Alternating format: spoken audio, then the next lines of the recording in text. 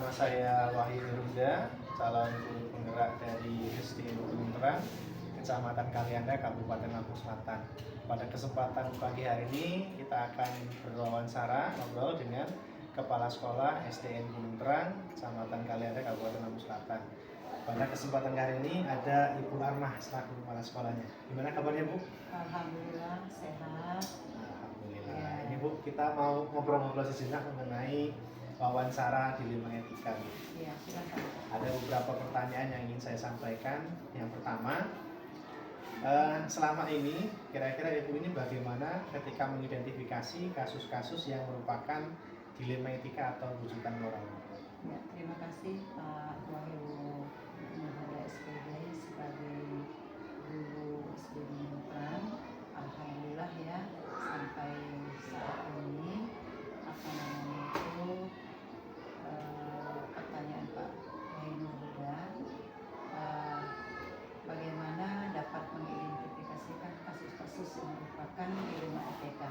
Baiklah Pak Wahyu ya, akan saya jawab sesuai dengan apa yang saya lihat ya di sekolah kita ini. Bagaimana tentunya saya melihat terlebih dulu dari sudut pandang yang mana dilema etika itu adalah yang benar sama benar. Nah, kalau yang benar sama benar itu contohnya seorang anak, di mana anak tersebut misalnya dia tidak naik kelas. Nah, sedangkan orang tuanya mengharapkan anaknya harus naik kelas. Nah, di sini kita mengharapkan kejujuran bahwa anak ini tidak bisa dinaikkan kelas. Namun seorang tua tetap mengharapkan anaknya naik kelas. Sebagai kebijakan kita, tentunya kita berkeinginan sekolah kita itu tetap menjaga rasa kekeluargaan kita, di mana anak-anak juga mempunyai rasa yaitu wajib belajarnya. Sehingga di sini sebagai rasa tanggung jawab kita seperti Bapak sebagai guru dan wali kelasnya yang lebih paham, tentunya tidak bisa mengambil suatu keputusan begitu saja. Tentunya Bapak akan mempertanyakan kembali kepada kepala sekolah dan dewan guru. Tentunya Bapak juga tidak bisa memutuskan secara sebelah pihak, sehingga di sini Pak sebagai program pemerintah yaitu wajib belajar, sehingga berbagai macam kita juga kita harus tetap menaikkan anak tersebut sesuai dengan tujuan wajib belajar, namun dengan syarat mungkin kita naikkan dulu dengan sementara kita lihat perkembangan anaknya, sehingga anak itu bisa perlahan-lahan bisa naik kelas. Kemudian untuk sebagai bujukan moralnya, Bapak ya benar dan salah, misalnya saja anak ini ya dia melakukan sesuatu yang tadi contohnya tadi dia tidak naik kelas, tapi seorang orang tua ini memberikan sesuatu harapan kepada kita, sehingga kita akan menanggapi bahwa kebenaran orang tua sangat menghargai jasa kita sebagai guru, sehingga anaknya bisa naik kelas. Namun ya sebagai rujukan moral itu adalah salah. Namun walaupun bagaimanapun juga ya, kita sebagai makhluk sosial Pak ya, tentunya tidak ingin anak kita terlambat dalam wajib belajarnya. Namun kita tetap akan mengadakan suatu musawarah dulu mana yang terbaik buat anak tersebut. Itu kira-kira Pak. Ya, terima kasih Bu. Memang kasus seperti ini memang sering terjadi gitu ya, bukan hanya di sekolah kita. Kemudian yang kedua Bu, selama Ibu menjalankan pengambilan keputusan di sekolah, terutama kasus-kasus yang memiliki dua kepentingan yang tadi Bu, antara benar ataupun sama-sama mengandung ke nilai kebajikan, itu bagaimana? Ini yang pertanyaan nomor 2 ya Pak ya. Baik ya Pak ya. Pertanyaan Bapak nomor 2 di sini, selama saya melaksanakan atau mengajukan pengambilan keputusan di sekolah, tentunya saya ini tidak sendiri Pak. Tentunya ada guru seperti Bapak, guru olahraga, guru SBDP, semua dewan guru ini terlibat, karena ini bukan milik pribadi saya, ini adalah milik kita bersama. Tentunya walaupun begitu kita tetap bisa melaksanakan bagaimana caranya supaya dua kepentingan yang sama itu benar atau sama-sama benar itu mengandung nilai kebajikan yang tidak merugikan sebelah pihak Pak, sehingga kita akan putuskan bersama-sama yang terbaik. Bagaimana caranya? Tentunya kita ambil suatu yaitu kesepakatan dengan musyawarah mufakat. Itu saja Pak Wahyu. Iya, kemudian langkah-langkah atau prosedurnya seperti apa Bu untuk menyelesaikan? Baiklah ya Pak ya. Kalau menurut saya untuk langkah-langkah atau prosedur yang biasa dilakukan selama ini adalah yang pertama saya menentukan dulu penyebabnya. Apa yang menyebabkan permasalahan sehingga itu bukan hanya permasalahan saja Pak, mungkin ada yang terlibat di dalamnya. Kemudian tentunya kita akan kembali kepada orang tua, wali murid kita, karena mereka juga ikut bertanggung jawab di dalam menimbang dari berbagai sudut pandang yang bisa memutuskan mengambil suatu keputusan yang terbaik Pak. Kemudian selanjutnya Halo ada? Ya. Oh ya, tunggu sebentar, saya diwawancara sama Pak Wahyu ya.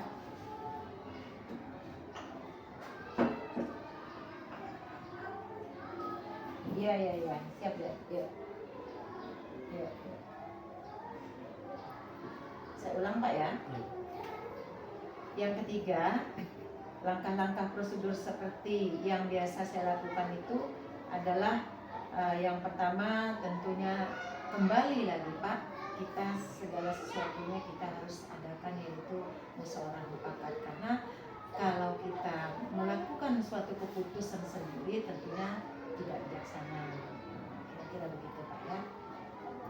selanjutnya Bu, kemudian hal-hal apa saja yang selama ini dianggap efektif dalam pengambilan keputusan pada kasus-kasus khususnya di 5 itu? Baik Pak ya.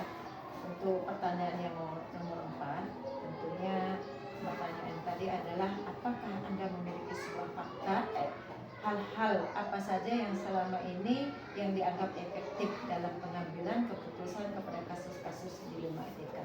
Nah di sini Pak, tentunya di dalam untuk mengambil suatu keputusan ya yang efektif itu adalah menganalisis kasus terlebih dahulu, kemudian menentukan solusinya, kemudian menyelesaikan dengan peraturan, yaitu tidak terlepas dari norma-norma yang berlaku serta mengedepankan kepentingan umum. Oke Pak ya.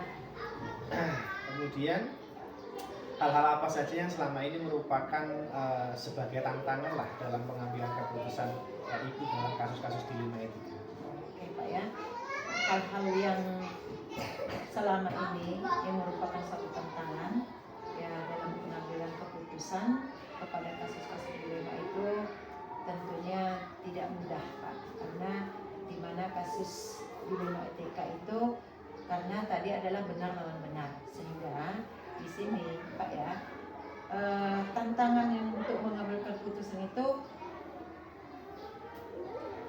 akan memutuskan atau mencapai hal yang terbaik, karena di mana keduanya merupakan suatu masalah yang sama-sama benar dan sangat rumit. Namun apapun bentuk permasalahannya, kita cari solusinya sehingga nanti akan timbul suatu jawaban yang tepat yang tidak bisa merugikan orang lain, dan kita juga akan mendapatkan suatu yang baik untuk kedepannya, untuk sekolah kita, untuk anak kita. Baik, selanjutnya apabila ada kasus dilema etika nih, apakah ibu dalam menyelesaikannya itu secara langsung di tempat atau dibuat jadwal atau bagaimana prosedurnya? Tentunya kalau untuk menyelesaikan suatu kasus seperti dilema etika tadi Pak Wahyu ya, kita lihat dulu kasusnya. Kalau kasusnya agak terlalu menjurus yang mungkin melibatkan orang tua ya, tentunya kita akan buat jadwal terlebih dahulu. Tidak mungkin kita itu akan menyelesaikan kasus secepat itu kalau kita akan berhubungan dengan wali murid. Tentunya kita akan memberikan surat panggilan terlebih dahulu kapan dia siapnya.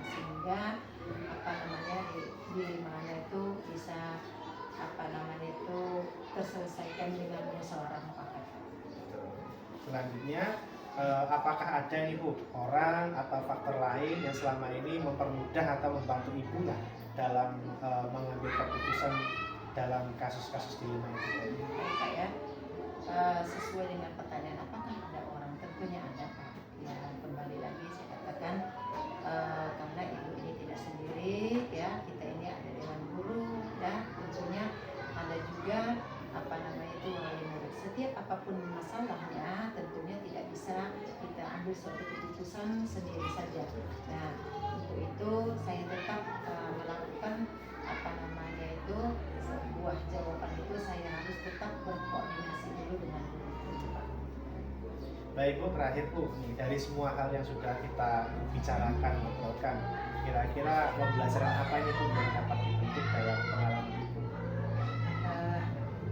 Tentunya pembelajaran yang dapat saya ambil Pak ya dari sana, yang akan menjadi sebuah pembelajaran yang bijaksana. Kemudian kita analisis terlebih dahulu, kemudian setelah dianalisis baru sebuah permasalahan itu akan kita ciptakan atau kita pertimbangkan bagaimana melakukan solusi yang terbaik untuk kedepannya. Nah, kira-kira itu ya Pak Wahyu yang bisa saya jawab. Mudah-mudahan dari pertanyaan-pertanyaan Pak Wahyu bisa membantu Bapak untuk kedepannya dan menciptakan sekolah penggerak, terutama sekolah kita ini bisa menjadi suatu sekolah yang bisa dicontoh oleh sekolah lain, yang jelas untuk prestasi murid kita, dan mudah-mudahan juga ini bisa berguna bagi guru-guru kita yang belum menjadi sekolah menjadi guru penggerak atau termotivasi menjadi guru penggerak. Nah, itu saja kira-kira Pak Wahyu, dan lebih kurangnya saya mohon maaf. Terima kasih Bu atas waktunya. Mudah-mudahan apa yang tadi disampaikan Ibu dalam sesi wawancara ini, khususnya untuk saya pribadi, untuk menambah ilmu lah serta pengalaman. Kemudian untuk kita semua selaku penonton. Terima kasih ya Bu ya atas waktunya. Jadi wassalamualaikum warahmatullahi wabarakatuh. Waalaikumsalam. Bismillahirrahmanirrahim. Assalamualaikum warahmatullahi wabarakatuh. Waalaikumsalam. Selamat siang Ustaz. Siap. Gimana kabarnya? Alhamdulillah. Gimana kemarin kegiatan dengan Kemenak? Lancar? Alhamdulillah. Oke, terima kasih atas waktunya. Di sini ada beberapa hal yang ingin saya pertanyakan Ustaz mengenai studi kasus mengenai dilema etika dan rujukan moral yang mungkin pernah Ustaz alami. Jadi nanti kita selama ngobrol ada banyak hal yang ingin saya pertanyakan lah mengenai dilema etika dan rujukan moral yang pernah Ustaz alami. Oke, dengan Ustaz Arto, Kepala Sekolah RH Guntur Kids. Ya. Yang pertama,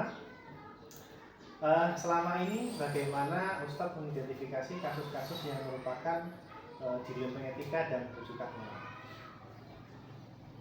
Untuk kasus dilema etika dan moral ya, mungkin kasus tersebut itu memiliki sama-sama, artinya hampir sama bisa dikatakan. Kemudian untuk mengidentifikasinya, mungkin kita harus mengumpulkan fakta-fakta ataupun mencari siapa yang ada yang terlibat dalam kasus tersebut.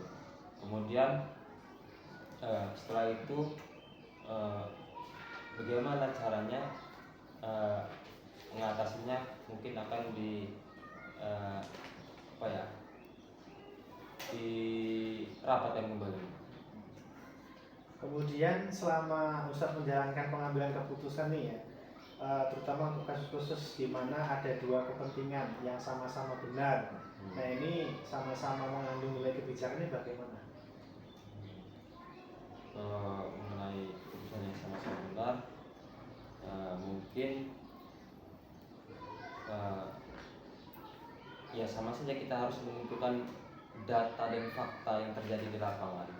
Siapa saja yang terlibat, kemudian untuk menganalisis permasalahannya, kita membuat alternatif solusi. Kemudian kita setelah kita mengamati ataupun mencari solusi, baru kita akan menentukan keputusan. Kemudian yang ketiga, langkah-langkah atau prosedur yang seperti apa yang biasanya harus dilakukan ketika menemui kasus seperti itu? Langkahnya